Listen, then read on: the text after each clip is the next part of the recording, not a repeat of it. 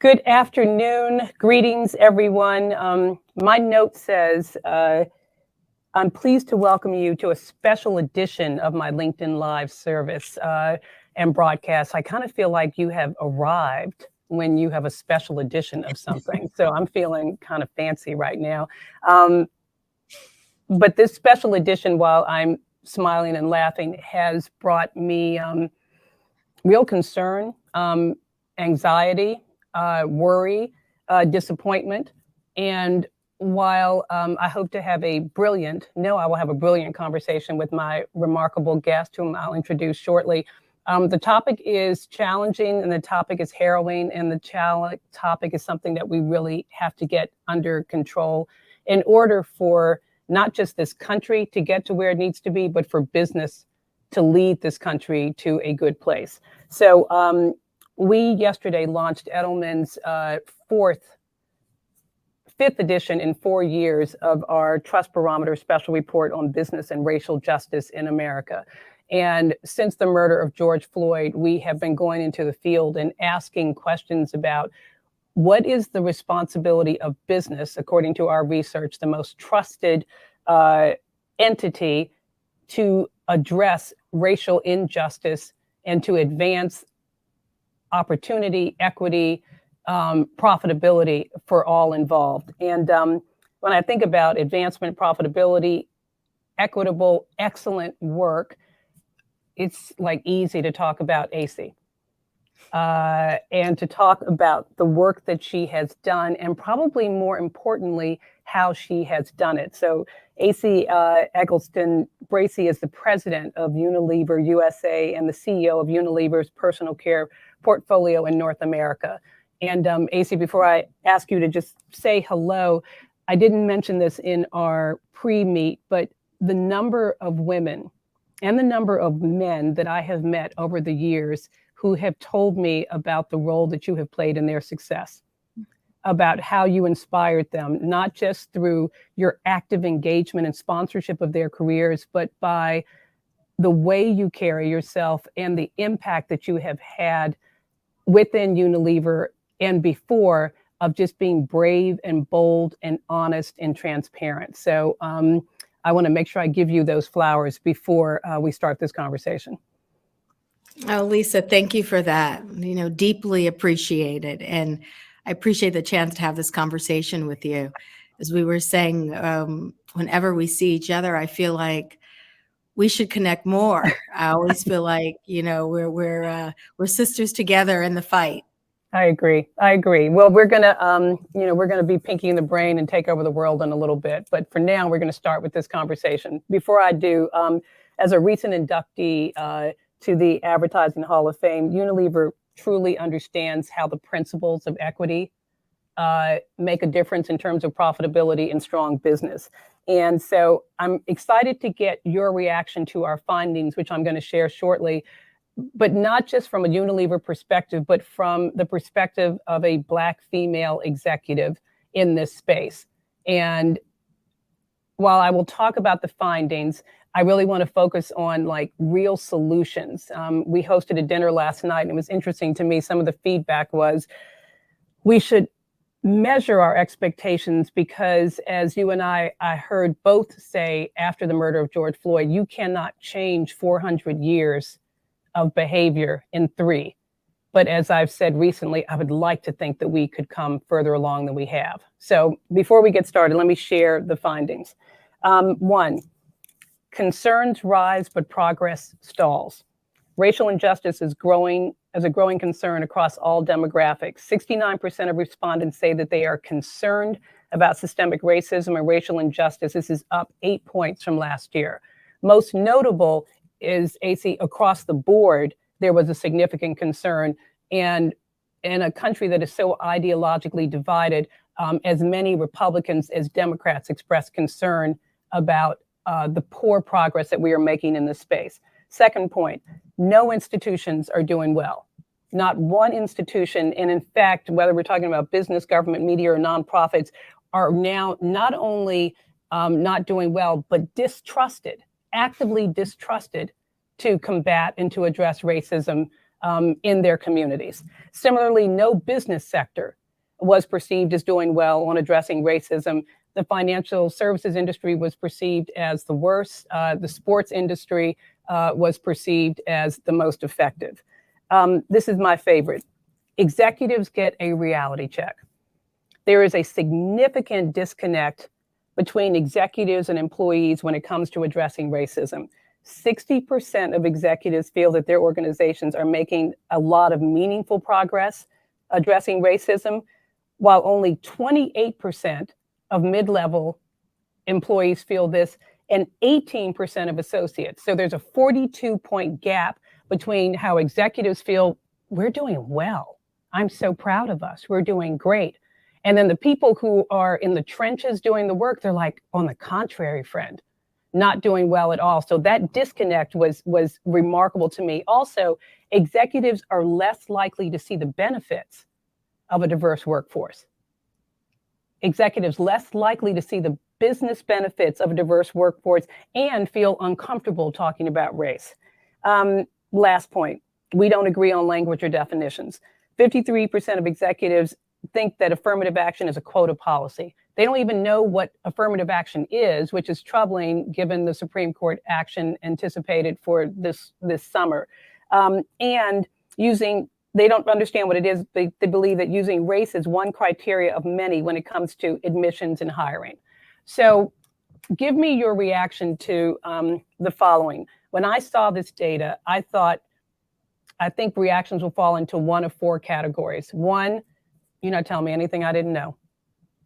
Two, I felt this in my company. Oh my gosh, I thought that this is where the logjam was, and I'm so appreciative of the research that affirms what I was feeling and thinking. Three, oh my God, this is terrible. This is shocking. I had no idea. I don't have a lot of time for that one, but I know that that exists. And then the fourth one is really defeatism. Okay, thanks for the research. Nothing will change. Tell me your thoughts.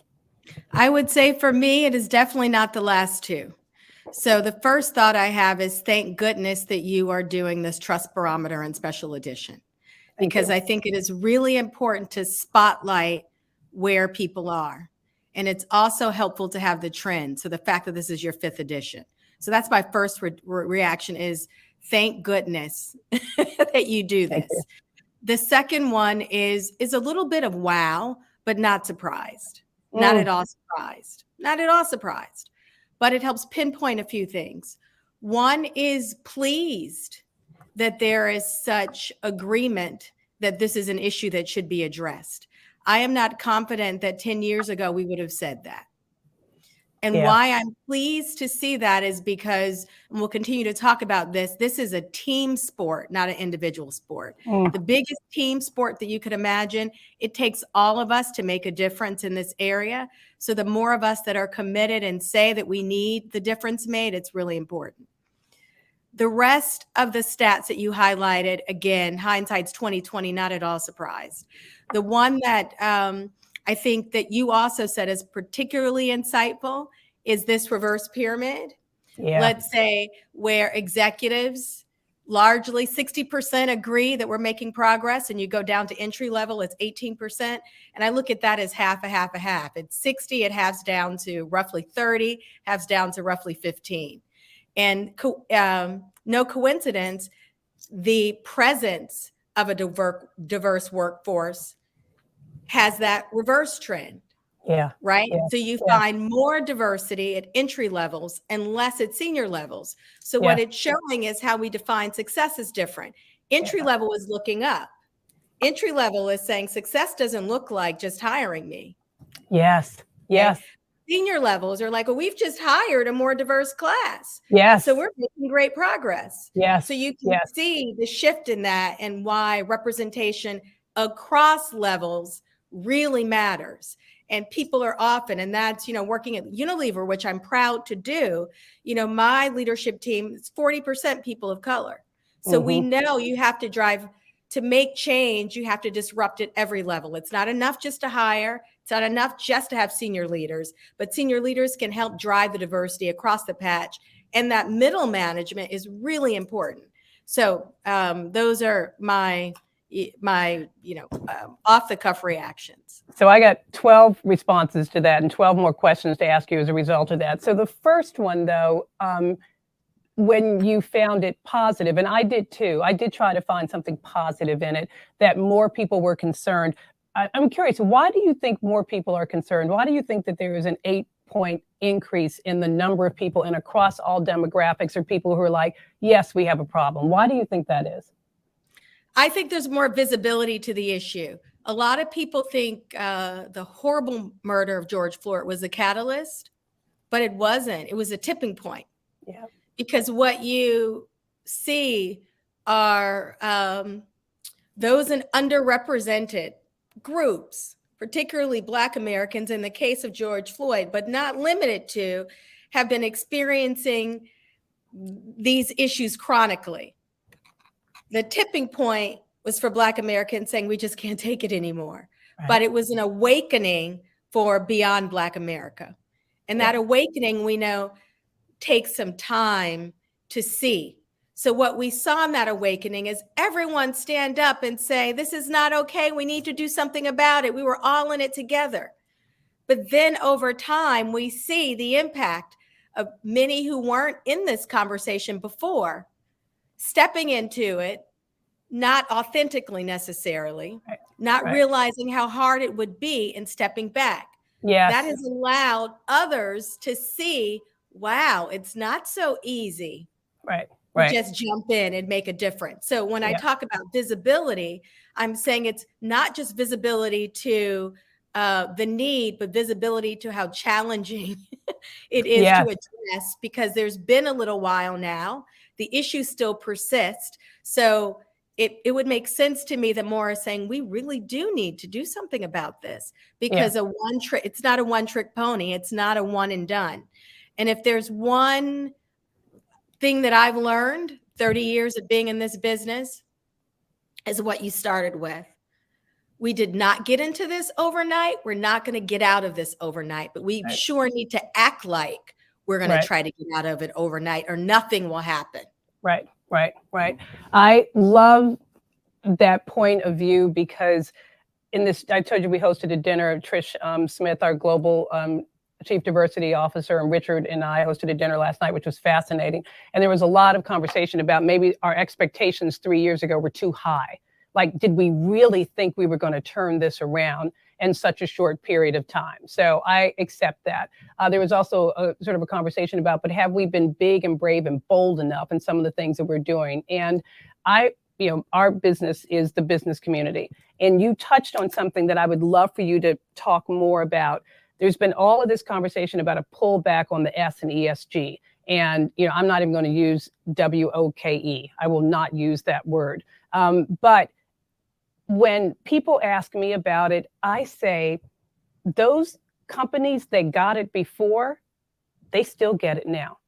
It was those companies that jumped on the bandwagon because either they felt shamed into it, they felt FOMO, or they just thought, oh my God, this is cool. Let me do this because everyone else is. Those are the companies that have walked away from it. But Unilever, which is why you're there, Edelman, which is why I'm still here, we've been in this space. And so there's no interest and no appetite for walking away from it. But I think for others who were just like, okay, everybody else is, let's do it, I think they have walked away.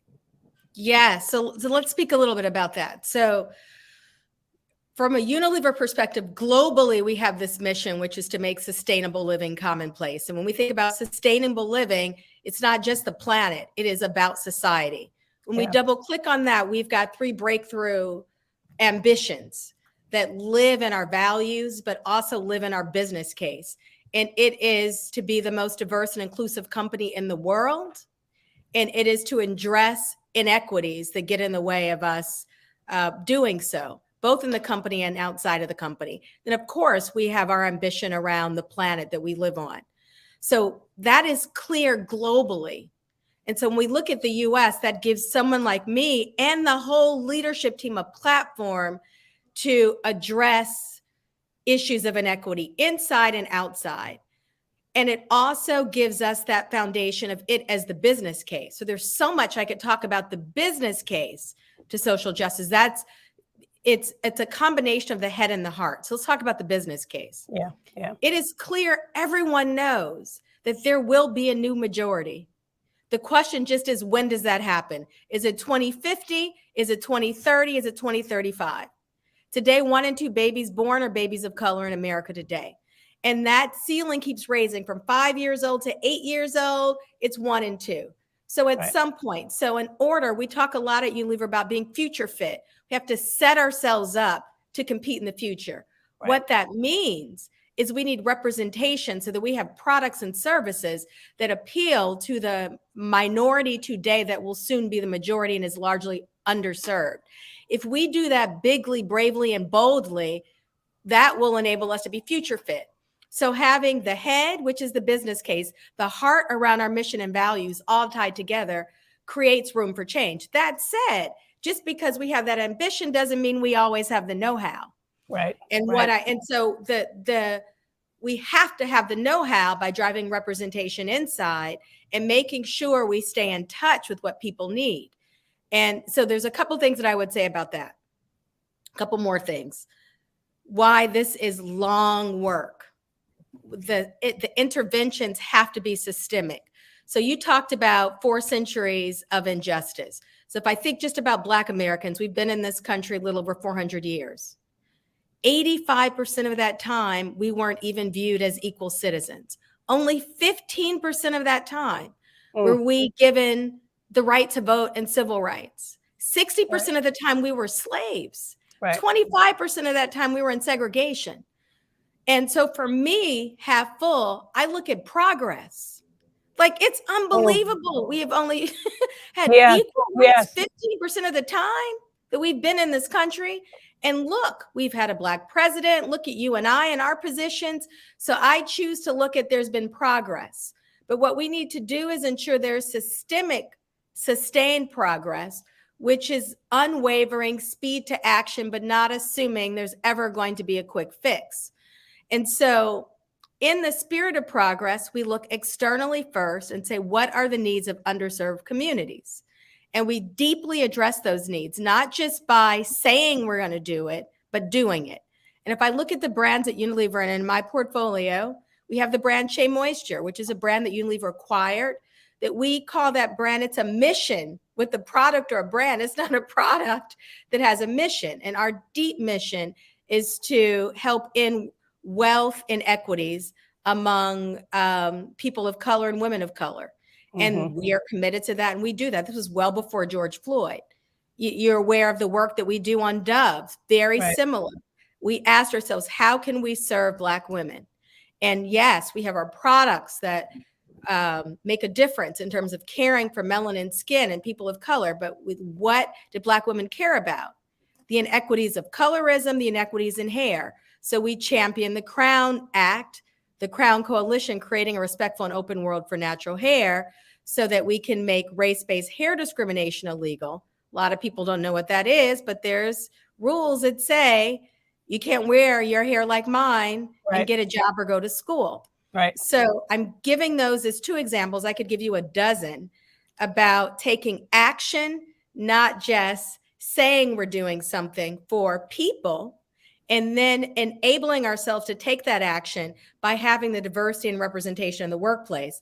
And I'm talking about Black Americans, but that can extend across, does extend across the range of underrepresented groups.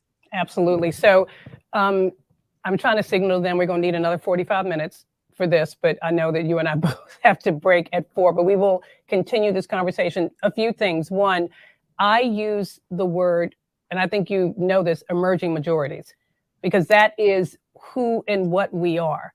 And it changes the entire conversation when you recognize we are emerging majorities. So 1, 2, when I released this information to the Edelman community last night, and I said very clearly, in order for us to be credible in the work that we do, we cannot create product, services, campaigns. We can't provide counsel to an organically, naturally diverse world with homogenous teams. just straight up. Like, be terrified. Be terrified. And there's enough examples out there, which we will not name, of teams that have created campaigns for people that they know, understand, and in some cases don't care or have any regard for. So as a business person, in order for me to get your business, which we have and we want more of, but you trust us to do this work because you know that these teams are diverse. You talked about the Crown Act, but one of my favorite campaigns that we've done together is See My Skin. Yes. And when Yes. when I talk about, when people are like, so tell me again why we're doing this. And then I'm like, let me tell you why we do this from a commercial standpoint and why we do this from a humanity standpoint. So talk a little bit about that, because that actually is life-saving. That campaign is actually life-saving. So I'm glad you brought See My Skin. It is, again, back to deep commitment and the head and the heart. Yeah. See My Skin addresses what people tell us is an issue. So stepping way back, See My Skin comes from Vaseline, a business that you support. When I joined Unilever back in 2018, we were looking at how we would build the business among light users, because our current business was among heavy users. And who do you think, Lisa, those heavy users were? Yeah, I know who they are. The heavy users are those of us that have melanin skin. Right. And why? It's because we have less ceramides, and so we lose moisture, and so we over-index on lotions in general. And Vaseline, we grow up with it. Right. Vaseline is like a love mark in the Black community. Not going to lie, I slathered mine on AC before we got on, because I was like, God help me if my skin is ashy. It's ashy, exactly. Right. So no, I use my Vaseline right before we got on. My mother used it as her facial skincare routine. I mean, Vaseline is everything. And so coming into the business, and this is why representation is so important. You know, textbook will say, go after light users. My belief always is spin to the business. Look at who loves you and create more of that profile, regardless of demographics. That is my method for growing businesses. So I looked at Vaseline. I had some instincts, but I wasn't sure. Looked at the data, and it's so clear. And our business was underperforming for decades. We flipped the strategy and said, we're going to lean into the heavy users. And that meant leaning into those with melanin skin. And out of that, we looked at what the needs were. And clearly, it was not just around product. It was also access to skincare and someone that understood how to serve melanin skin needs. There are two things that came out of that. One, aside from See My Skin, which was, I'm going to come back to, which is absolutely incredible, we created something called the Melanin Skin Science Movement, because what we understood is there was not a lot of technical understanding or clinicals that could identify the issues of melanin skin. So we knew it qualitatively, but not quantitatively. So we've invested in that and invested in research. And importantly, we learned that 1 in 2 derms admitted that they don't have the expertise to treat melanin skin and want help. This is derms at large. And the representation of derms of color are so few and far between, less than 5%. Not good. So See My Skin was an output of work we did to help make sure professionals had access to skin conditions and how they show up on melanin skin. And eczema shows up differently. Psoriasis shows up differently, which would make sense. Rashes show up differently. So it's the world's largest database that have access to skin conditions among skin of colors to help the derms, which ultimately helps the consumer, that helps people. I always try to avoid the word consumer, because it's not just the moment of consumption, it's more. But the See My Skin was a program to do that in partnership with Hued and Visual DX to help us bring that to life. And the other part of that was helping people like me. I moved to different cities a lot, and I'm like, oh, Maya's going to do my hair. Oh, what derm am I going to use to understand my skin? I can punch in my zip code, who I am, and find derms in the area. So, and the beauty of work on that, the representation of that, when I think about it, if you previously typed in, let's say I have a little spot, and I type in, and then I see skin that doesn't look like mine. So then I think it doesn't relate to me. So I might let that spot go, and that spot might be something really serious. But when I now go in and type it in, I see somebody that looks like me. And to take it a step further, I know where to go. So if anyone who doesn't understand the business value of representation and of focusing on these markets, the case that you just shared did. I'm worried. I want to get to this last part. As you know, I felt some kind of way about you and I having this conversation. I was like, we are two Black women in executive leadership positions. You know, and I know. So we're sort of talking to the choir. Who else should be in this conversation? I think the question is who should not be in this conversation? Because, as I was saying before, this is the ultimate team sport. It takes a village. It takes a village. And let me say why. The business case is clear about the new majority of consumers that we serve. The business case is clear about the new majority in terms of our employee base. So we alone aren't going to drive the agenda. The same way we've talked about transformations that have happened in society, digitization, technology, AI. Who needs to know?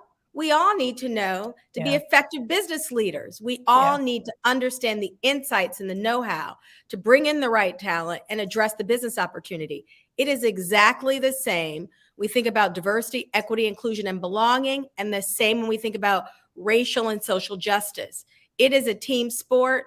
All of us involved in setting business strategy and enabling it need to know and to be in the room. So it's hard for me to think through who shouldn't be a part of this conversation. And I love that you asked this question.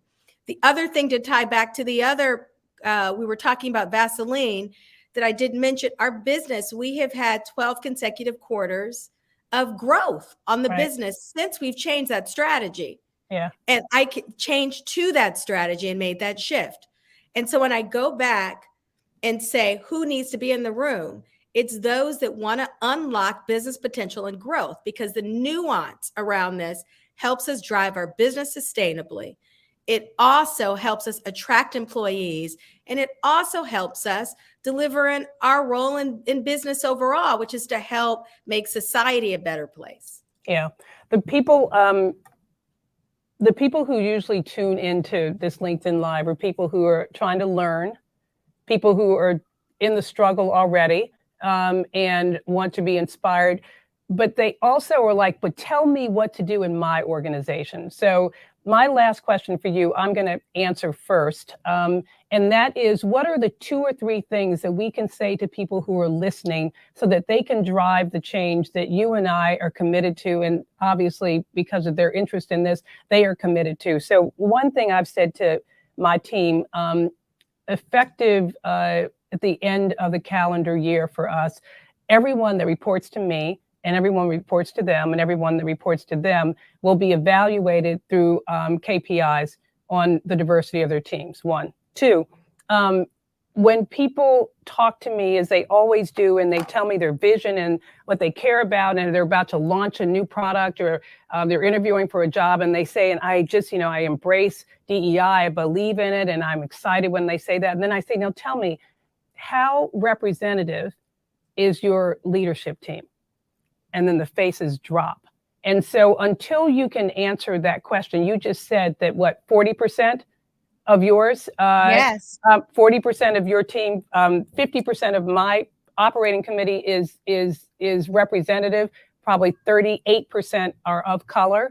But so that's like when it gets down to the nitty gritty. So don't talk to me about your belief in DEI, because the first thing I'm going to do is look at your leadership team and I'm going to evaluate you. And then the second thing is, yes, it's good for business, but sometimes people don't get that, as this research indicates. And so from a tangible perspective, these are the things that we're going to do. I'm holding you accountable from KPIs. What are your 2 or 3 that you would leave with the audience? So I have 3 things, and we do need a whole other conversation about this.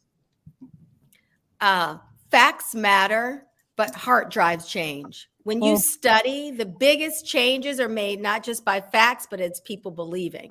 So as leaders, you have to lead with the business case, but you also lead with values in the heart. Those, you cannot do one without the other.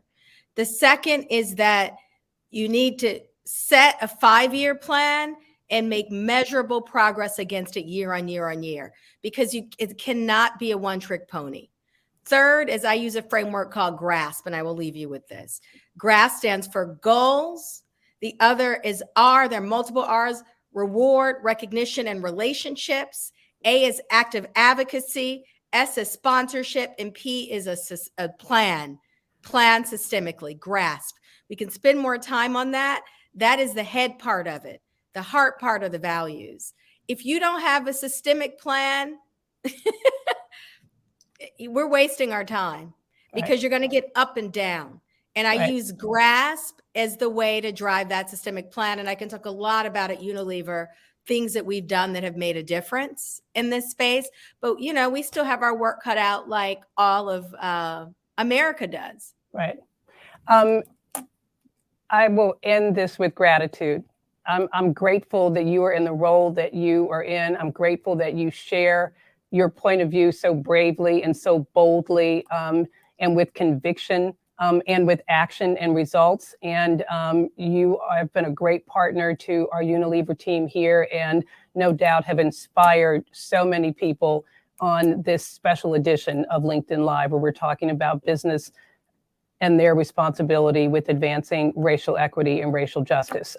Thank you. Thank you. I will see you soon. I'll see you in Cannes for sure. And thanks for all that you do. Well, right back at you, Lisa. And I look forward to a part 2. Okay. Bye, we'll see you everyone. soon. Take care.